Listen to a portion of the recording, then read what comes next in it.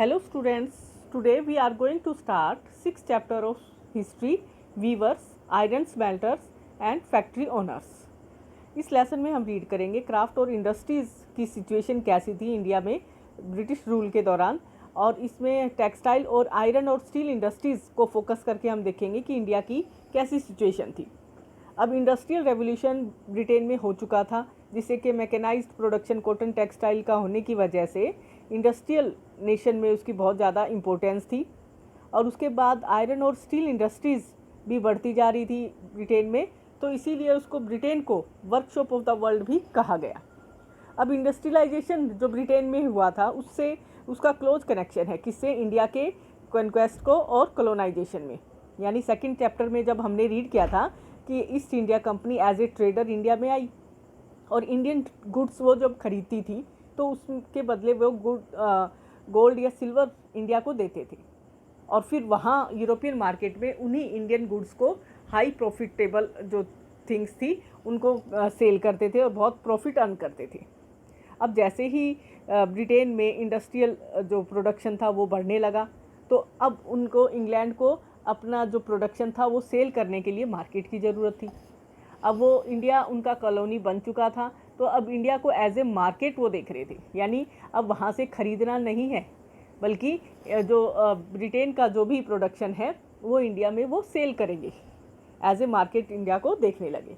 अब उस सिचुएशन में क्या था कि इंडियन क्राफ्ट और इंडस्ट्रीज़ की क्या सिचुएशन थी इंडिया में, तो वो हम इस चैप्टर में रीड करेंगे। यानी ब्रिटिश गवर्नमेंट की वजह से या ईस्ट इंडिया कंपनी की वजह से या वहाँ की इंडस्ट्रियलाइजेशन की वजह से कि इंडियन क्राफ्ट पर्सन का क्या सिचुएशन रही और वहाँ की इंडस्ट्रीज़ में क्या डिफरेंस हुआ, किस तरह की वहाँ की सिचुएशन थी, वो हम इस चैप्टर में रीड करेंगे।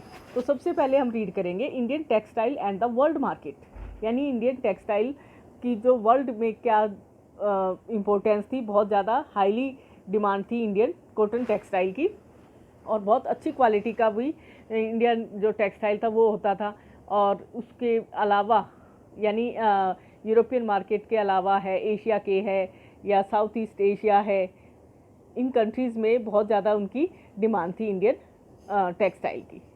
नेक्स्ट टॉपिक है आपका world tell us histories. Words यानी इंडियन टेक्सटाइल के जो वर्ड्स थे अलग अलग, वो किस तरह से वो हमें क्या बताते हैं। यानी इंडियन टेक्सटाइल को अलग अलग नाम भी दिए गए, और उससे हमें क्या पता चलता है कि सबसे पहले जो यूरोपियन ट्रेडर जो थे उन्होंने अरब मर्चेंट से जो टेक्सटाइल जो था उसका नाम मोसुल रखा गया, मुस्लिम रखा गया। क्यों रखा गया?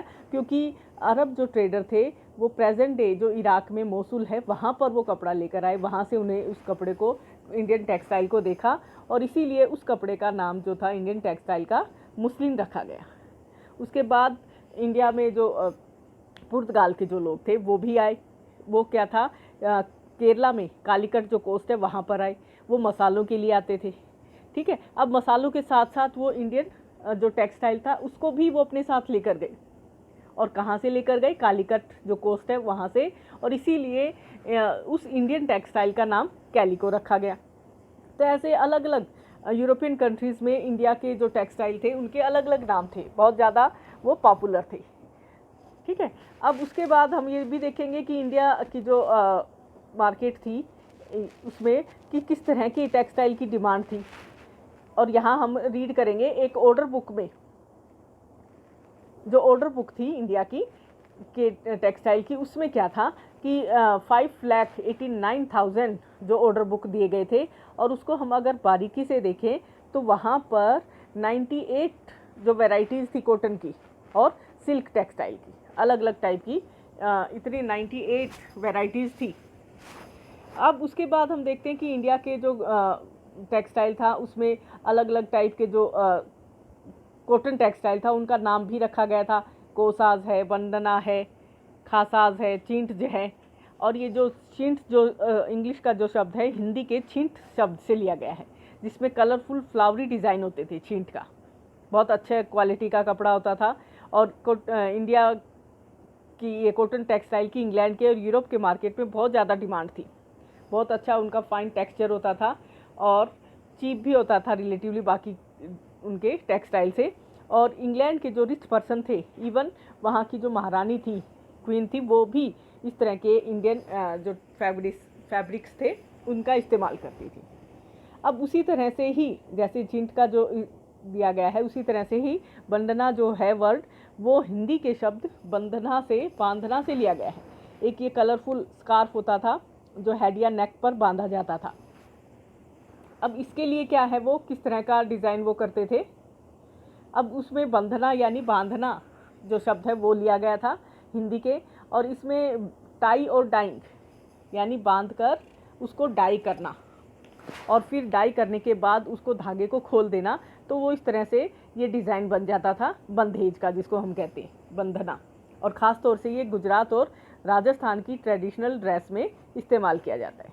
इसके बाद ऊपर जो आपका फिगर 5 में भी दिखाया जा रहा है, पटोला डिज़ाइन है ये, जो आंध्र प्रदेश मछलीपट्टनम में बहुत ज़्यादा डिमांड थी इसकी, और ईरान और इराक में भी, और यूरोप के कई मार्केट में इसको एक्सपोर्ट किया जाता था। बहुत अच्छी फाइन क्वालिटी का ये डिज़ाइन होता था। उसके बाद नेक्स्ट है Indian textile in European market. अब इंडियन टेक्सटाइल की यूरोपियन मार्केट में क्या वैल्यू थी कि क्योंकि बहुत ज़्यादा इंडियन टेक्सटाइल की डिमांड थी, तो अब वहाँ के जो इंग्लैंड के जो वुल और सिल्क मेकर जो थे, वो इंडियन टेक्सटाइल के इंपोर्ट पर उसको रोक लगाना चाहते थे। वो चाहते थे कि इंग्लैंड की जो गवर्नमेंट है इंडियन टेक्सटाइल पर रोक लगा दे, ताकि वो अपना खुद का ही जो टेक्सटाइल है वो सेल कर सके, क्योंकि इंडियन की बहुत ज़्यादा डिमांड थी, बहुत वैल्यू थी, और हर कोई उन्हीं इंडियन टेक्सटाइल को ही खरीदना चाहता था। तो इससे वहाँ के जो इंग्लैंड के जो भी इंडस्ट्रियलिस्ट थे उनको ये प्रॉब्लम थी, तो वो नहीं चाहते थे कि इंडिया का कुछ भी इंडिया का जो टेक्सटाइल है वो इंग्लैंड में आए। एक सिक्योर मार्केट चाहते थे, इसीलिए उन्होंने अपनी गवर्नमेंट को लेजिस्लेशन जो बैन था वो लगाने की कोशिश की कि इंडिया के टेक्सटाइल पर रोक लगा दी जाए, और उस एक्ट को नाम दिया गया था कैलिको एक्ट। और उसी समय इंग्लैंड में जो था कोशिश ये थी कि डेवलप इस तरह से किया जाए कि वो इंग्लैंड जो है इंडियन टेक्सटाइल का मुकाबला कर सके। ठीक है, एक सिक्योर मार्केट चाहते थे, इसीलिए उन्होंने पूरी कोशिश की और रोक लगाने की कोशिश की कि इंडियन टेक्सटाइल को वहीं पर रोक दिया जाए। ठीक है, अब वो क्या ये भी था कि वो मुकाबला नहीं कर पा रहे थे इंडियन टेक्सटाइल का, क्योंकि बहुत अच्छी फाइन क्वालिटी का इंडियन टेक्सटाइल होता था और अच्छे डिज़ाइन होते थे, कलरफुल डिज़ाइन होते थे, और उसी तरह से ही वो उसी की नकल करने की पूरी कोशिश करते थे कि वो इस पर वैसा ही डिज़ाइन इंडियन टेक्सटाइल की तरह भी वो बनाए। अब कंपटीशन इतना ज़्यादा बढ़ चुका था इंडिया के टेक्सटाइल का ब्रिटेन के साथ, अब वो ऐसा कुछ चाहते थे कि टेक्नोलॉजिकल इनोवेशन की जाए, ताकि वो लार्ज क्वांटिटी में और क्वालिटी वाइज भी वो इंडियन टेक्सटाइल का मुकाबला कर सके। तो स्पिनिंग जेनी इन्वेंट किया गया था 1764 में, जॉन काई ने किया, और स्टीम इंजन रिचर्ड आर्कराइट ने किया 1786 में, जिससे कॉटन टेक्सटाइल वीविंग में बहुत ज़्यादा जो रेवोल्यूशन था वो हुआ, यानी बहुत लार्ज स्केल पर जो इस टेक्सटाइल था वो बनने लगा था, और कोशिश उनकी यही थी कि इंडियन टेक्सटाइल की तरह ही वो दिखे, और वो क्वालिटी वाइज भी और मार्केट में या क्वालिटी वाइज भी वो इस तरह से चीप होता था कि इतनी अच्छी फाइन क्वालिटी का नहीं था। फिर भी इंडियन जो टेक्सटाइल था वो डोमिनेट कर रहा था 18th सेंचुरी तक। यूरोपियन मार्केट का, जैसे डच का है, फ्रेंच है, इंग्लिश है, वो बहुत ज़्यादा इससे प्रॉफिट अर्न कर रहे थे, और इससे क्या था कि वो कॉटन और सिल्क इंडिया में ख़रीद कर उस गोल्ड या सिल्वर उन्हें देते थे, उसके बदले में इंडियन टेक्सटाइल जो कॉटन या सिल्क है वो लेते थे और यूरोपियन मार्केट में सेल करते थे। इससे उनकी बहुत ज़्यादा इनकम होती थी।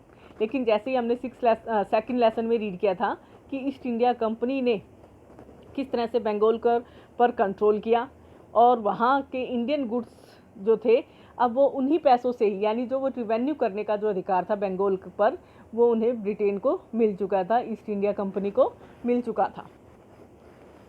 अब वो चाहते थे कि उन्हीं पैसों से ही, यानी जो इंडिया से रिवेन्यू कलेक्ट किया है उसी पैसों से ही वो इंडिया का टेक्सटाइल को खरीदे।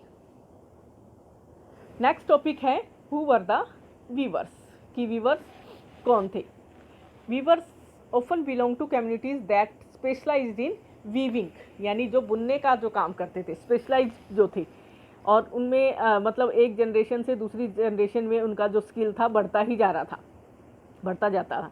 तो अब यहाँ पर हम कुछ वीवर्स कम्युनिटी के नाम बताएंगे, जैसे तांती वीवर्स बंगाल के हैं, जुलाहा और मोमिन वीवर जो नॉर्थ इंडिया, सेल और कै कोलार्स और देवांग जो है साउथ इंडिया की, यानी कुछ ये वीवर्स कम्युनिटीज़ थी जो बहुत फेमस थी और बहुत स्किलफुल थी। अब उसमें जो स्पिनिंग का जो काम था, ख़ास तौर से वुमेन स्पिनिंग का ही काम घर पर ही करती थी। चरखा या तकली जो है वो इसका इस्तेमाल करती थी। उस चरखे पर धागा जो था वो बुना जाता था, तकली पर उसको रोल किया जाता था और उसी को ही डाई किया जाता था। रंगरेज होता था जो उस धागे को रंगता था, रंगने का काम करता था, कलर करने का, उसको रंगरेज कहा जाता था। और फिर वो उसी जो ब्लॉक प्रिंटर्स जो होते थे, छिपीगिरी कहते थे, छापाखाना, यानी एक ब्लॉक पर डिज़ाइन बना दिया जाता था काट कर, उसकी कटिंग करके, और फिर उसी ब्लॉक को कलर में डाई करके उसको किसी भी एक कपड़े पर प्रेस करके उसका डिज़ाइन बना दिया जाता था। ठीक है। अब नेक्स्ट है आपका the decline of Indian textile, यानी इंडियन टेक्सटाइल की इतनी ज़्यादा डिमांड होने के बाद क्या रीज़न था कि इंडियन टेक्सटाइल डाउन हुआ, उसकी वैल्यू कम हुई मार्केट में, वर्ल्ड मार्केट में। रीज़न इसके दो थे, दो हम रीज़न रीड करेंगे। सबसे पहले, Indian textile now had to compete with British textile in European and American market, यानी यूरोप में जो इंडस्ट्रियल रेवोल्यूशन हो चुका था, अब ब्रिटेन ही इंडिया के टेक्सटाइल की नकल करके सेम वैसा ही वो डिज़ाइन या पैटर्न जो था वो उस तरह का बना रहा था। अब उसी चीज़ को ही वो इंडिया में भी सेल कर रहा था और साथ में अमेरिकन जो मार्केट थी या यूरोप के और दूसरे जो मार्केट थे वहाँ पर भी वो सेल कर रहा था। ठीक है। और दूसरा रीज़न ये था कि जो इंडियन टेक्सटाइल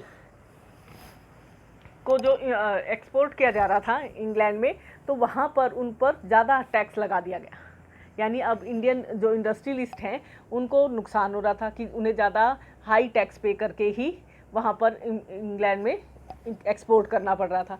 तो ये दो मेन रीज़न थे जिसकी वजह से इंडियन टेक्सटाइल की डिमांड जो थी वो कम हुई। ठीक है। उसके बाद इसमें भी है जैसे कि मार्केट में कि thousands of viewers in India were now thrown out of employment, यानी अब इंडियन टेक्सटाइल की वैल्यू कम हो गई है, डिमांड कम हो गई है, तो जो वीविंग का जो काम करते थे वो बेरोज़गार हो गए, यानी उनकी अब कोई काम उनको नहीं दिया जा रहा है। ठीक है। और सारा जो मैक्सिमम जो गुड्स था वो यूरोप के मार्केट में इंग्लैंड का ही जा रहा था। इंडिया की वैल्यू जो थी वो कम होती जा रही थी और इंडियन जो वीवर थे उनका काम कम होता जा रहा था। अब वो बेरोज़गार होते जा रहे थे, यानी अब उनके पास काम नहीं है।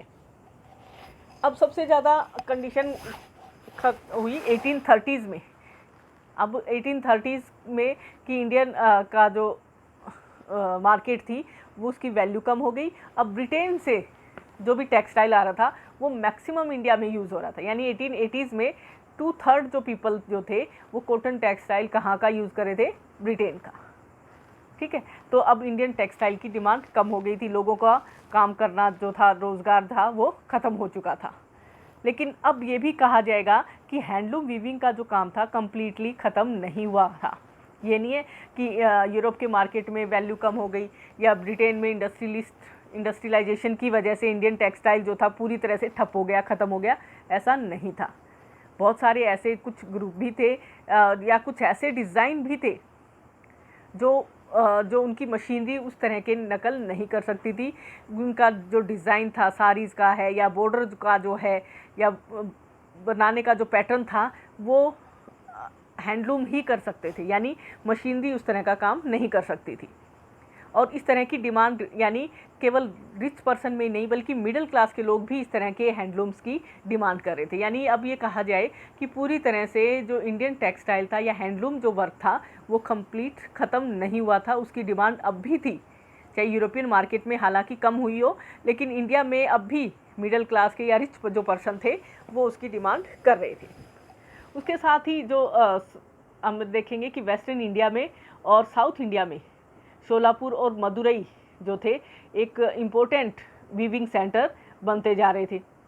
और नेशनल मूवमेंट जब स्टार्ट हुआ था, यानी गांधी जी के आने के बाद नेशनल मूवमेंट जब स्टार्ट हुआ, तो जो फॉरेन गुड्स था उस पर रोक लगा दी गई थी, यानी बाइकाट करने के लिए कहा गया था, उसका बहिष्कार करने के लिए कहा गया था। यानी गांधी जी ने लोगों को बताया कि वो इंडियन गुड्स जो है उसको ही इस्तेमाल करें, ठीक है, ताकि अपना खुद का वो इस्तेमाल करेंगे तो इंडियन जो है नेशनलिस्ट की जो भावना है, देश प्रेम की जो भावना है वो भी बढ़ेगी। खादी का इस्तेमाल जो था एक राष्ट्रीयता का एक प्रतीक बन चुका था कि किस तरह से गांधी जी जो हैं वो स्वदेशी वस्तुओं का पर विशेष बल डाल रहे हैं। और 1931 में भी जो इंडियन नेशनल जो कांग्रेस का जो फ्लैग था उसमें चरखे को रिप्रेजेंट किया गया था, ठीक है। तो अब ये भी है कि बहुत सारे ऐसे वीवर्स थे या स्पिनर थे जो अपनी अर्निंग खो चुके थे। बहुत सारे ऐसे थे कि वीविंग या का काम छोड़कर वो एक एग्रीकल्चर लेबरर बन गए, कुछ खेती बाड़ी का काम करने लगे थे, कुछ नए अलग अलग शहरों में भी माइग्रेट हुए, काम की तलाश में, मज़दूरों की तरह वो काम करने लगे थे। और दूसरे कंट्री में भी, अफ्रीका या साउथ अमेरिका के जो प्लांटेशन थे वहाँ पर भी एज ए लेबर उन्होंने काम करना शुरू कर दिया था। तो इस तरह से बहुत सारे ऐसे भी हैंडलूम वीवर जो थे वो नई कॉटन मिल्स में, यानी अब इंडिया में भी कुछ स्टार्टिंग में जो कॉटन मिल्स थी वो स्टार्ट हुई थी, और सबसे पहले मुंबई में हुई थी, उसके बाद अहमदाबाद, शोलापुर, नागपुर और कानपुर में भी। यानी कुछ वीवर्स जो थे वो इन फैक्ट्रीज़ में भी, या जो छोटी छोटी जो इंडस्ट्रीज़ थी कॉटन की, टेक्स मिल की, उनमें भी एज ए लेबर वो काम करना उन्होंने शुरू कर दिया था। ये थे आपके कुछ टॉपिक जिसमें जो हमने इस लेसन में रीड किए। नेक्स्ट टॉपिक जो है हम नेक्स्ट वीडियो में करेंगे। Thank you.